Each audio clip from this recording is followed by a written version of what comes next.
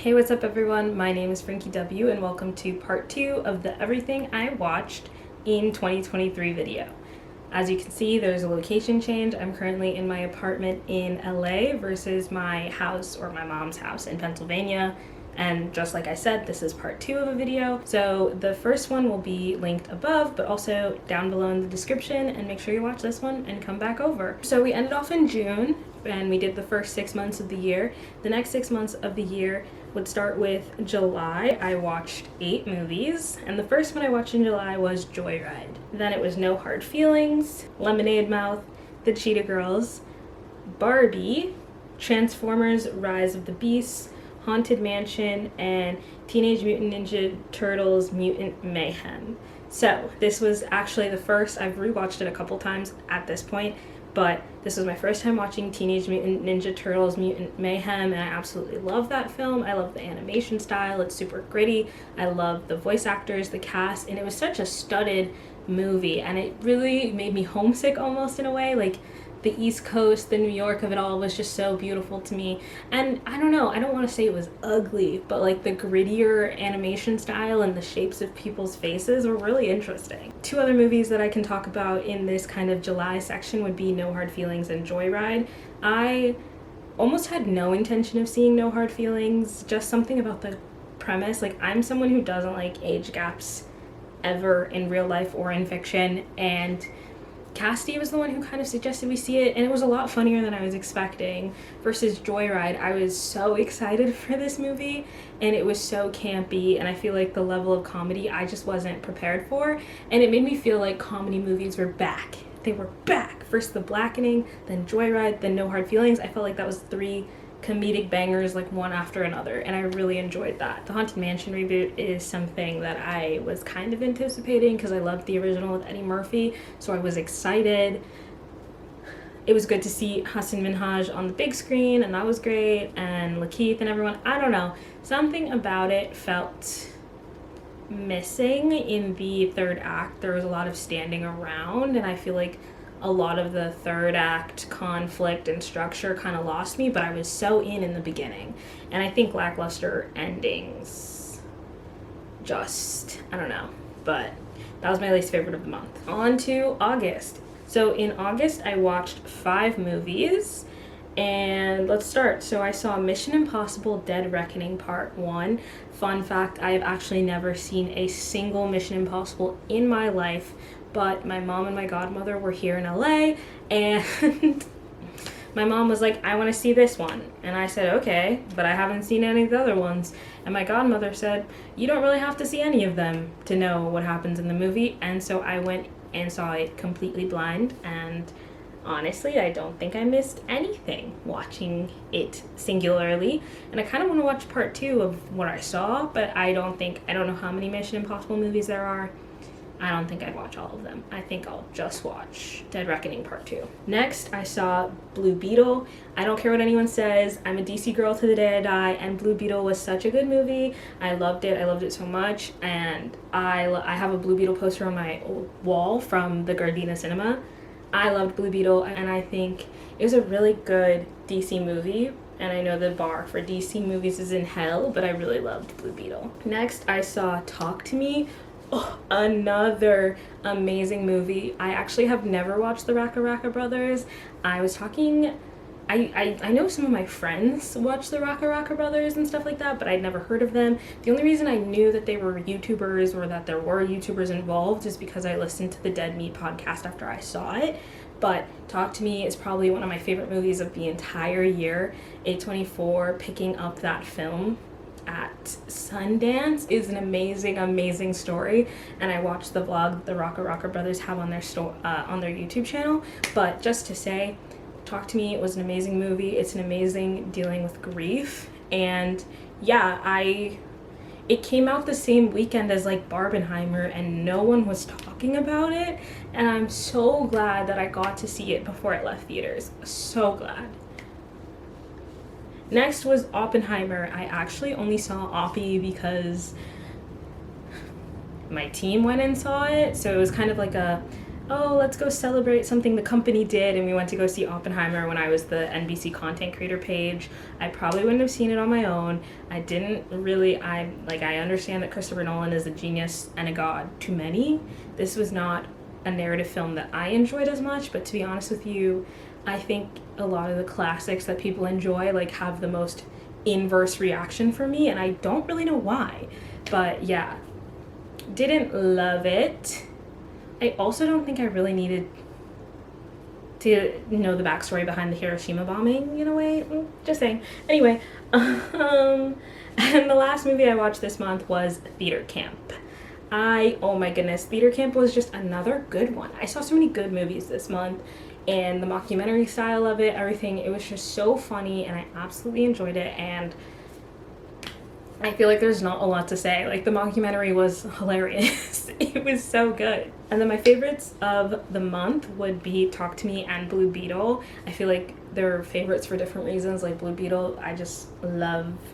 Honestly, I love Jaime from Young Justice. Like, I'm a big Flash family. I'm a big Bat family. I'm a big Green Arrow. I'm a big Blue Beetle fan. So just having a Blue Beetle movie made me so excited for the DC universe at large, even though James Gunn is recasting everyone. And then Talk to Me, I feel like I loved it for a different reason. I feel like those movies kind of show my personality a lot. Those are my two favorites. A horror movie about grief and loss that's really, like, certain scenes are really scary but also really gory, versus like a DC superhero movie, big eventized. Yeah, different vibes, but love them both. Next is September. In September, I watched 7 movies. The first movie I watched in September was Shazam! Fury of the Gods. I want to say that this is like whatever long weekend, not Memorial Day, Labor Day, one of those. I was home and I watched it with my mom. I don't think I would have watched it on my own, but Rachel Zegler, you go girl. You acted in that one. And it was just a nice sequel to Shazam. I don't like the characterization of Captain Marvel in the movies versus like the DC animated universe, but it's too late. We've already had 2 of them, so yeah. And then I saw Bottoms. I saw Bottoms with Cara and Sierra. Then I saw Gran Turismo, The Exorcist Believer, It Lives Inside, Dumb Money, and Howl's Moving Castle. So talking about Bottoms, I feel like I could go on a whole rant about how much I love that movie. Rachel Sennott and Iowa Debris make more movies together. The Exorcist Believer, this was an early screening audience reaction film type thing. I really liked The Exorcist Believer. I have not actually seen the original Exorcist. Don't kill me. But I really liked Exorcist Believer because it was a movie about Black family and love and faith, and like really finding faith again after losing it. And I really enjoyed the movie. And then everyone hated it. And I didn't know why we were hating it. I was like, didn't we all have a good time? Yeah, I'm an Exorcist Believer defender, and I'm actually really upset that everyone didn't like it, because I actually liked it a lot. And apparently, like, I remember Karsten Ronquist, I think is how you say it. He made a video and he was like, this is the most disrespectful, blah, blah, blah. And I was just like, dang, I don't agree. But, like, also I haven't seen the first one, and I'll watch it and then rewatch it and see if I just think those little girls did such a good job. Oh, okay. And then the next movie, It Lives Inside, starring Megan Suri. It was an Indian horror movie, kind of going off of, like, old fables that their family used to tell them, and it was really cool. The first half is like 10 times scarier than the second half, I will say. When we don't have an actual like physical depiction of the monster, the being, the spirit, whatever you want to call it, the minute that we physically see it, 10 times less scary. Like, and that could be budget or whatever, but I think they did such a good job in the beginning creating the atmospheric terror that they should have kept it and never showed what the monster looked like, just like bits and pieces, because character design, monster design is so important. And if your monster is like not scary at all, it like you lose something. But oh my god, such a good movie. I don't really know what I rated it, probably like a 3. And I feel like 3 is a good indicator that it was good, but not amazing. I don't know. I really did like that movie though. And I want more cultural horror movies like that.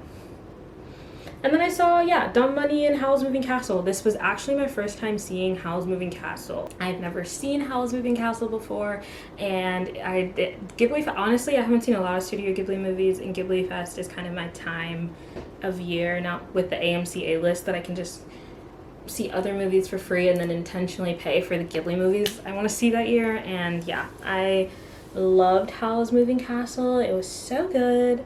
I loved everything about it. Christian Bale's voice as Howl is God's work. God's work. I think at one point Christian Bale was my favorite Batman. I want to say that's when I was younger. And just hearing his voice again, I was like, wow. Wow. And Howl's Moving Castle became one of my favorite movies. And then my favorite movies of the month, Howl's and Bottoms. And then my least favorite movie was Shazam and Dumb Money. A little bit Dumb Money. It felt like, just to really touch on Dumb Money for like a second, it felt like there was more money spent on the soundtrack and what songs they could use in the movie and licensing versus like plot points at times. Like, some of it was really good, but then other parts I was just like, what's happening? And I know it's based on a real story, but it's based on a real story that recently kind of happened. So there's like that meta commentary on like, when can we make historical films about events that have happened very recently? So I understand that Pete Davidson wants an acting career, and I'm not gonna send hate to him, but every cameo, I can't not see him as Pete Davidson. And I don't know if it's because he looks so distinctly, if it's his face, I don't know what, like anytime I see him, I can't think of him as a character that's just Pete Davidson. Okay, on to October, spooky month. In October, I saw 17 movies. Real quick, I saw A Haunting of Venice, saw X, Missing, Hocus Pocus, Set It Up, You Are So Not Invited to My Bat Mitzvah, X, White House Down, Trolls Band Together, Migration, I Know What You Did Last Summer, Kung Fu Panda 4, Twitches, Girl vs. Monster, Disney's Once Upon a Studio short, Mom's Got a Date with a Vampire, and Ocean's 8. So like half of those are scary, half of them are not. So not fully a spooky October vibe, but I did get to watch a couple horror movies and a couple vibey movies during October. A Haunting in Venice was kind of a letdown. I guess I thought it would be scarier than it was, and it was more of an atmospheric movie, so that was my own fault because of my own preconceived notions. But on a scale of like amazing to it was like for me, but everyone acted really good in it. But I don't know, something about A Haunting in Venice didn't work for me, and I feel like it's the same reason The Talented Mr. Ripley didn't work for me, if that had any type of sense to anyone. And then saw X. It was a really good continuation of a franchise, even though it's supposed to happen in the past. And our main character is getting older and older every movie he does. I really appreciated that we didn't see a lot of de-aging or CGI de-aging. They kind of just gave him a hat or like, just changed a little bit of the way that he was dressed. I think that I need to watch the Saw movies in order now, with that one in the middle, and see how I feel, because I feel like we're getting more characterization, but at the same time the characterization isn't reflected in the movies that come after it, so we have to see. Hocus Pocus, I took Cassidy to see in theaters because she's never seen it before. Mom's Got a Date with a Vampire was one of my favorite Disney Channel original movies, and I was trying to convince Kari and Sierra to watch it, and I'm pretty sure we fell asleep watching it, but then I finished it when I got home. So my favorite movie of the month was Saw X. My least favorite movie of the month was A Haunting in Venice. November. In November, I watched 11 movies. We have Trolls Band Together, Escape Room, Five Nights at Freddy's, Howl's Moving Castle, Pitch Perfect, Prom Night, Black Christmas, Dashing Through the Snow, The Marvels, Ready or Not, and The Marvels again. let's start from the bottom. The Marvels was a great movie. I think it was fun. I think it was eccentric. I think it had good action sequences. I think the costumes, except I didn't really like how bright Kamala's new Miss Marvel outfit was, but like the costumes, everything was great. I love that movie so much, and I feel like this movie unnecessarily got dunked on because people are racist, people are sexist, and people have superhero fatigue. I saw Shazam like a couple months ago, but I hadn't seen a superhero movie in a minute, and I went into that with like pretty low expectations. I am in the minority of people that liked Captain Marvel. I'm also in the minority of people that liked Miss Marvel, and because of that, I was at an advantage going in where I really already liked all three of the characters that we were gonna have. And it was amazing. I had a great time. My mom was kikiing next to me. I was kind of surprised she was laughing so much. So I saw it with my mom and my godmother. Then I saw it again by myself. It holds. It's actually probably one of my favorite movies of the year. And what about it?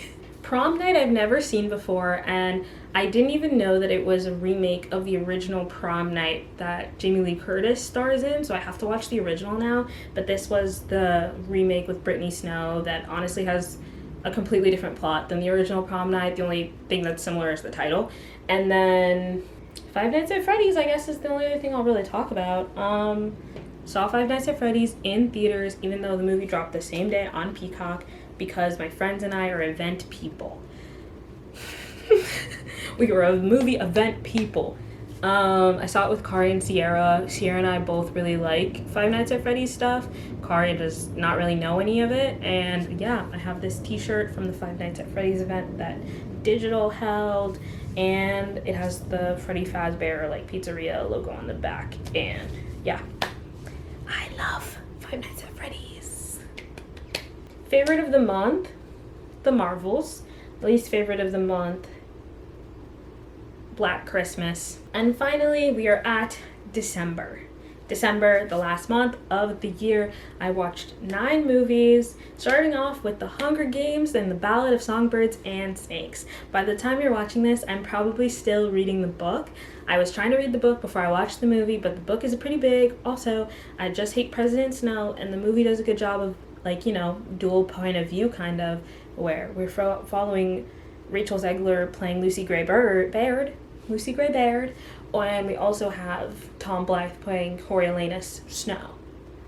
And I personally, I feel like I only bought the book because I heard the movie was coming out, because I love The Hunger Games, but honestly, after The Mockingjay, when I was 13 years old, I stopped, because I don't even know what year The Ballad of Songbirds and Snakes was published, but it was after 2013, 2014, so after my time in the dystopian world era. But the movie was great. I really loved it. I love Rachel Zegler and Tom Blythe. And also Rachel's boyfriend, or fiance, husband?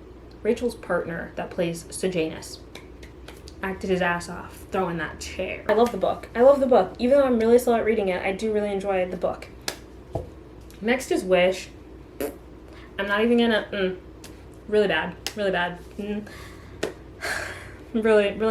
not good. And there's so many commentary videos on why Wish wasn't that good. And one of the biggest ones for me was the music. I think the music fell flat a lot.